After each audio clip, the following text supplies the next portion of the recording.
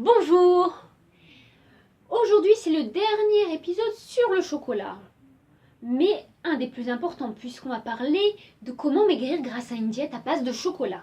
Je vous ai déjà parlé de toutes les propriétés, les vertus du chocolat, du process de fabrication du chocolat à partir des fèves de cacao, comment obtenir ces fèves de cacao, et aujourd'hui c'est comment maigrir grâce au cacao.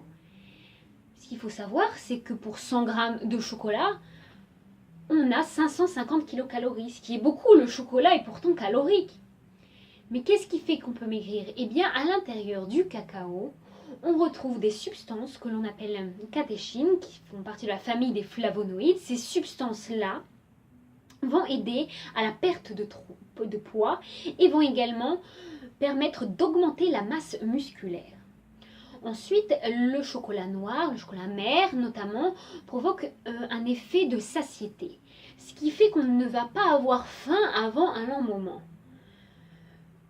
En plus, il y a cet indice glycémique du chocolat. Le chocolat, son indice glycémique est inférieur à 55, du coup ce qui est très bénéfique pour les diabétiques, mais d'ailleurs pour nous tous, puisqu'on n'aura pas faim avant un moment, ce qui rejoint cet effet satiété.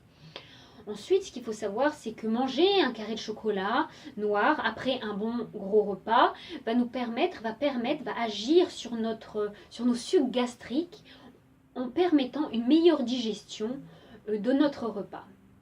Donc voilà.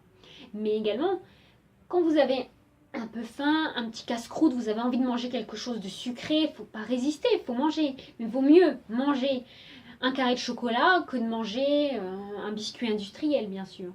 Donc voilà, tous ces éléments font que vous pouvez vraiment maigrir en mangeant du chocolat.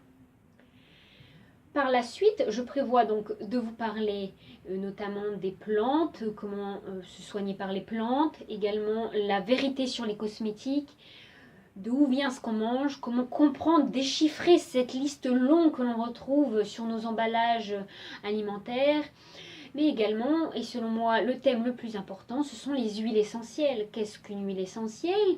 Comment l'utiliser? À quoi sert-elle? Pourquoi peut-elle aider? Et on verra tout ça par la suite. À très bientôt!